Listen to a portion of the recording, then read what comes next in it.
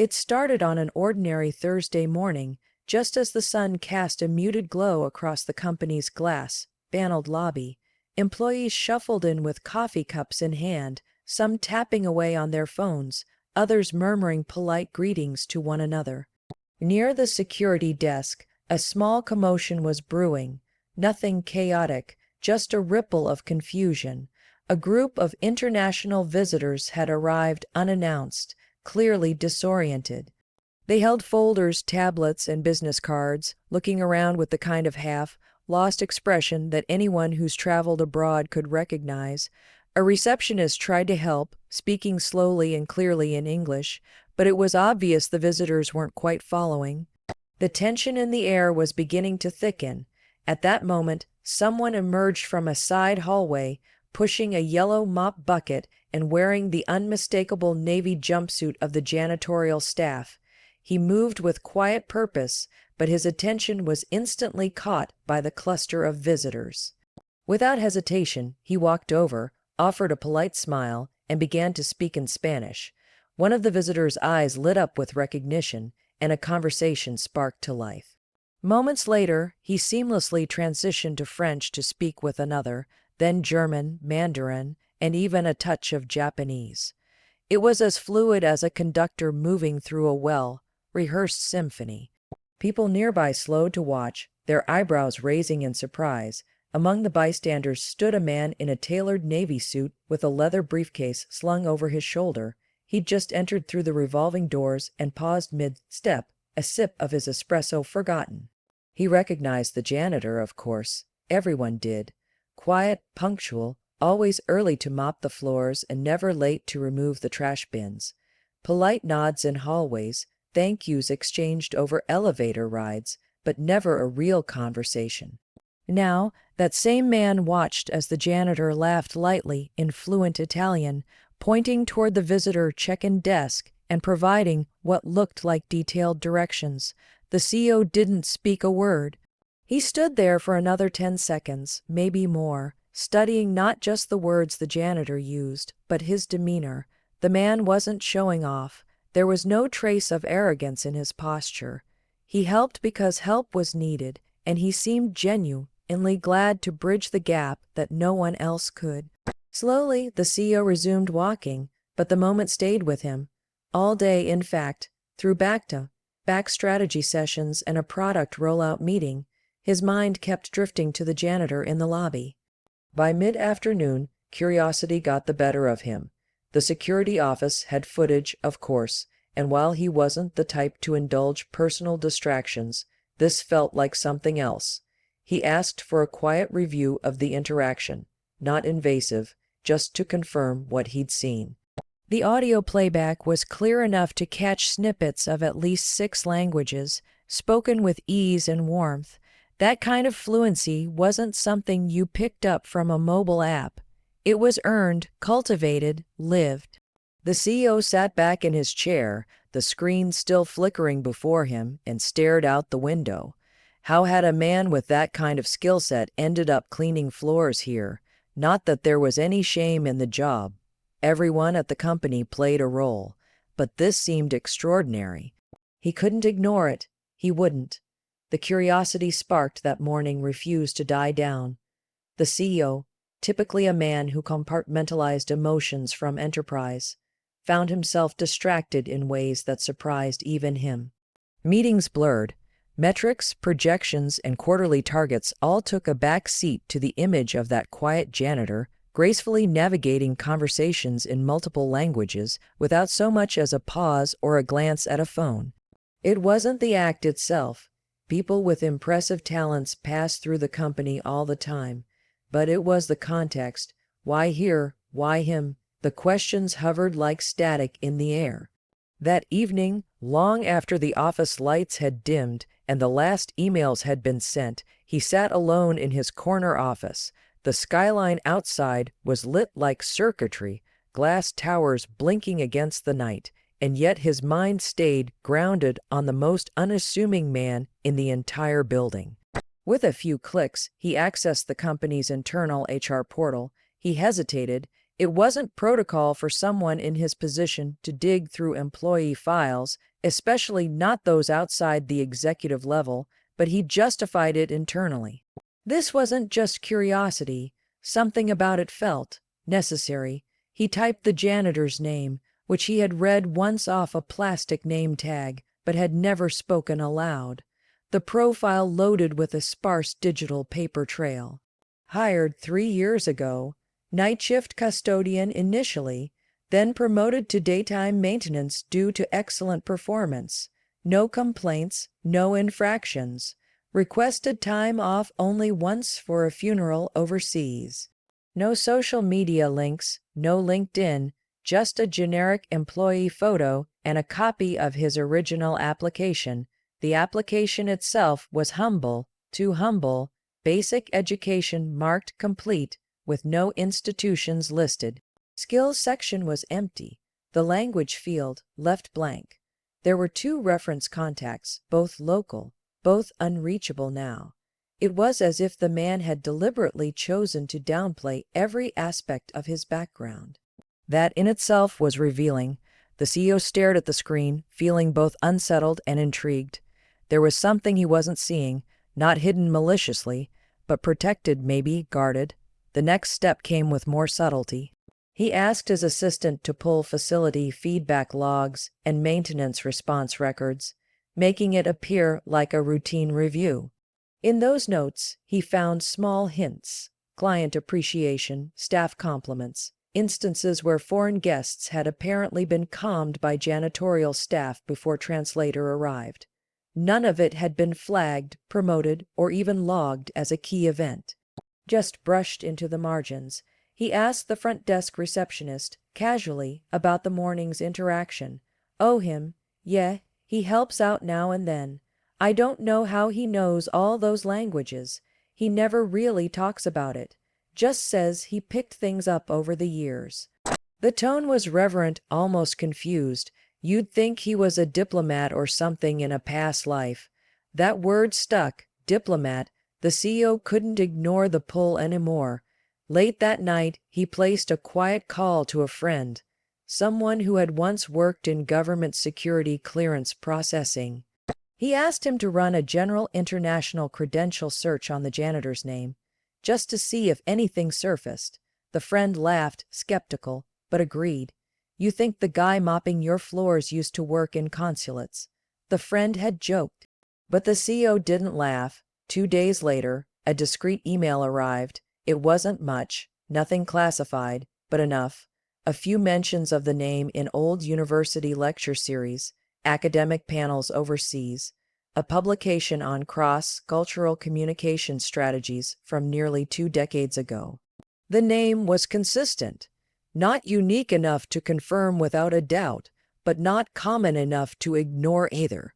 What stood out most was an old transcript from a now defunct NGO website, where someone with that exact name and a matching photo had translated between 5 language groups during a peace building workshop in North Africa. Not as a translator, but as the moderator, the CEO leaned back in his chair, fingertips pressed together. Everything about this man's presence at the company felt like an intentional retreat from a more complex past.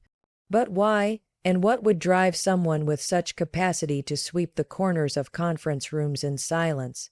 It wasn't pity he felt, far from it. It was something closer to awe. But more than that, he realized he wanted to know the full story. Not as a CEO, as a human being. The next morning, the CEO stepped into his office earlier than usual, his thoughts sharper than they'd been in days. The unease of uncertainty had morphed into something more focused, a plan. If he wanted to understand the janitor's story, he needed to do it respectfully, without pressing too hard or revealing too much. Drawing attention could easily backfire.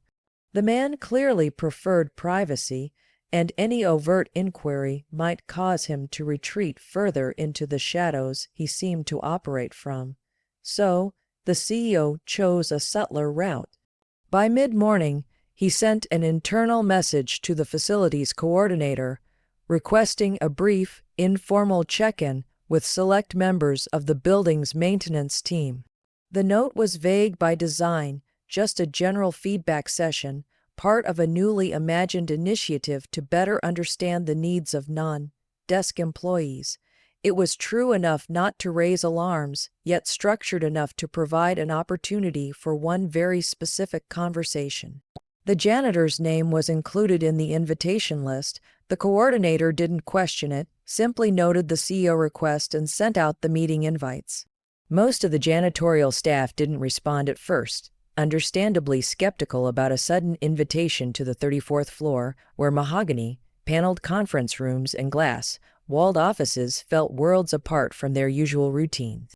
But the janitor accepted, no questions asked. He responded within 15 minutes, choosing the earliest time slot available. When the time came, he arrived precisely on schedule, not a minute early or late. Dressed in his usual uniform, with his ID clipped neatly to his shirt pocket and his demeanor calm but alert, he walked in and nodded politely, his eyes scanning the CEO office but betraying no emotion. The CEO stood to greet him with a firm handshake and gestured to a seat across from his own. "Thanks for making the time," the CEO began, keeping his tone casual. "I'm trying something new, getting direct feedback from every part of the company. Facilities is usually the last to get asked for opinions, and I'd like to change that." The janitor nodded once, his expression neutral. "Happy to help, sir." They spoke first about mundane things, the cleaning supplies budget, how often light bulbs needed replacing in the West Wing, foot traffic patterns, after all, hands meetings. The CEO let the small talk breathe, careful not to jump too quickly into what he really wanted to ask. But then, casually, he shifted gears. "I heard what you did in the lobby the other day," he said, his voice quieter now. "Helping those visitors, that was impressive." The janitor tilted his head slightly, his posture still composed. "They needed help. It's easier to calm people when you speak their language. That's not a skill most people just happen to have," the CEO replied, keeping his eyes steady. "You moved between at least 5 languages in 2 minutes. Honestly, I don't think I've ever seen anything like that." There was a pause, not defensive, just measured. The janitor exhaled softly, as if calculating the cost of truth. "I learned them over time, some formally, some by necessity." The CEO leaned in slightly, intrigued but careful. "Necessity. I've lived in a few places," the janitor said simply, "worked in a few more. Languages were always the bridge." Another pause. The CEO waited, not pressing, just creating space for more.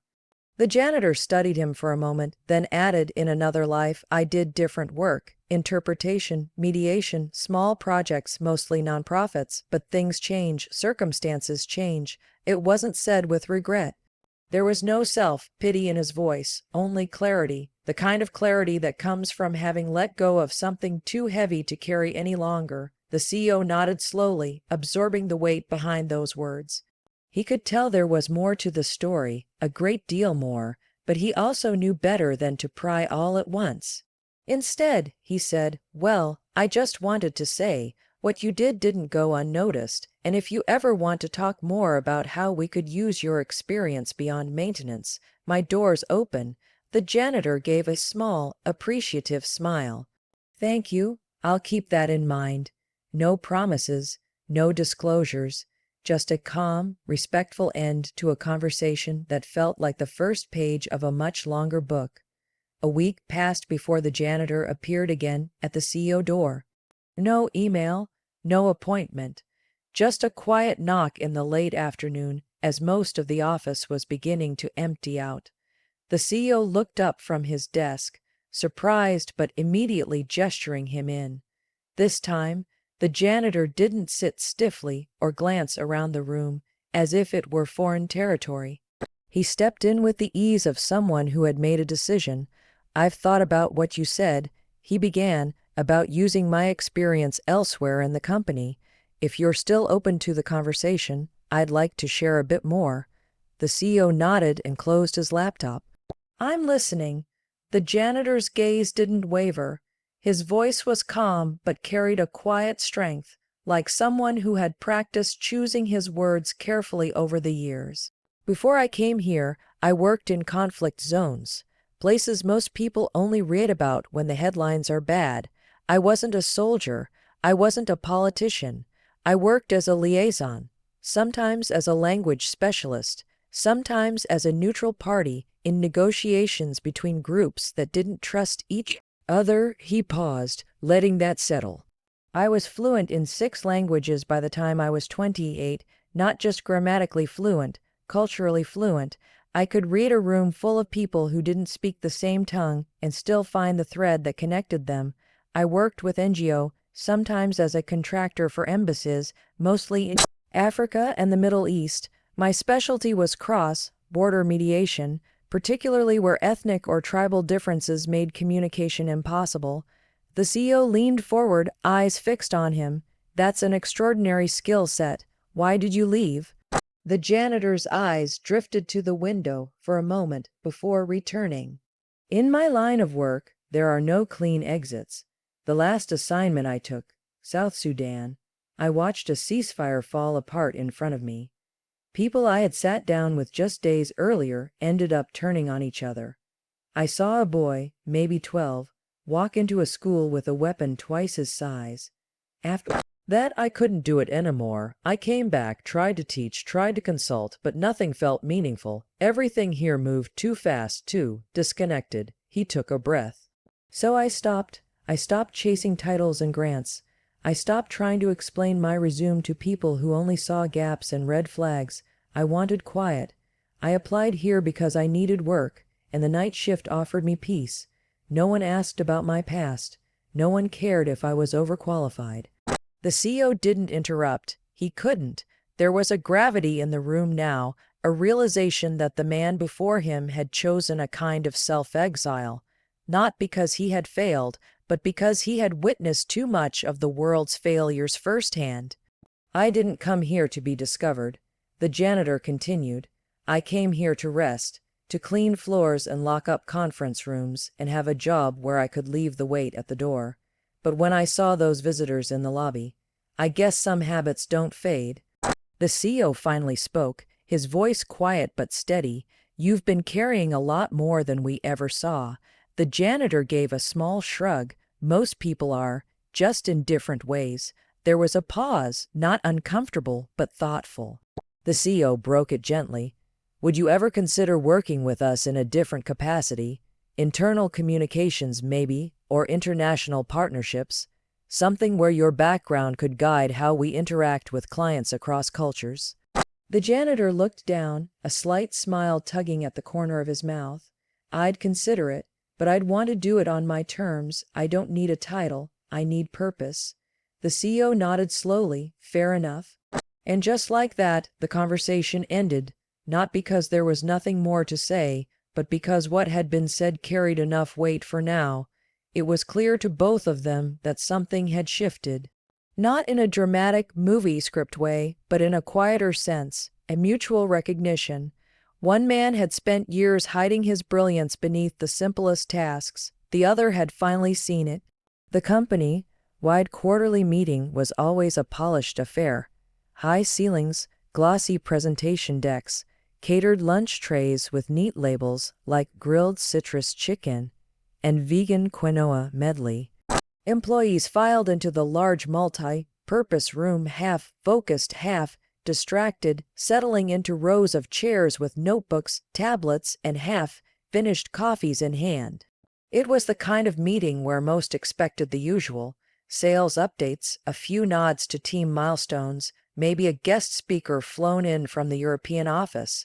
Nothing too disruptive, nothing too memorable.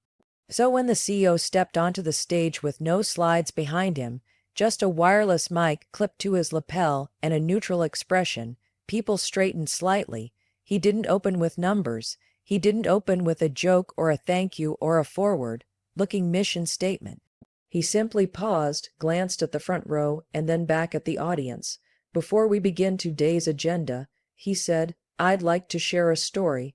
The room quieted. Last month, something happened in our lobby. A group of international clients, unannounced, disoriented, and unable to communicate, walked into our building. They needed help, not from our sales team, not from our translators, just someone to make them feel understood. He scanned the room. And someone did. Someone stepped in and spoke with them, in their languages, not just with words, but with empathy. He calmed their nerves, gave them direction, and turned what could have been a failed encounter into a moment of human connection. And the most remarkable part is, he wasn't trained to do that here. In fact, it wasn't part of his job description at all. The crowd murmured faintly now, heads tilting, curiosity igniting. He's someone most of you have walked past dozens, maybe hundreds of times. Someone who swept our floors, locked our doors, and fixed the little things that break when no one's looking. From the side of the stage, a door opened quietly. The janitor stepped forward, still in uniform, still calm, still somehow more composed than many of the VPs seated near the front. His hands were at his sides, and he looked out across the sea of faces with a steady gaze. "This," the CEO said, gesturing toward him, "is a man who speaks 9 languages fluently, who has worked in conflict mediation, academic consultation, and international diplomacy, a man whose resume might intimidate most of us if we saw the whole thing, and yet, for the past 3 years, he has chosen to serve this company not with a title, but with humility." The silence was total now. Eyes widened. Several employees exchanged astonished glances. Others looked stunned, almost guilty, as if trying to recall a time they might have passed him in a hallway without saying a word. "I won't pretend to understand all the reasons he took the path that led him here," the CEO continued, "but I can say this: real leadership isn't always about who's holding the title. Sometimes it's about who's doing the work no one else sees, in a way no one else can." He turned slightly toward the janitor. "And after some long conversations, on his terms, I'm proud to say he's agreed to step into a new role, one that reflects not just his talents, but the value he brings to this company. Effective today, he will serve as our cultural liaison and global communication advisor. His insights will guide how we communicate, train, and connect across borders, cultures, and languages. He'll continue to be who he is: quiet, observant, thoughtful, but his reach will grow." The janitor gave a slight nod. No speech, no dramatic gesture, just acknowledgement and something subtle in his eyes, maybe gratitude, maybe resolve. The room erupted, not with the wild cheers of a corporate promotion, but with a kind of reverent applause, measured, meaningful, tinged with something deeper than surprise. Some people stood, others simply clapped with eyes locked forward, as if trying to absorb the full weight of what had just unfolded. And in that moment, the company changed, not because of a reorg or a market shift or a flashy campaign, but because someone looked closer, listened better, and saw the extraordinary in what the world too often overlooks.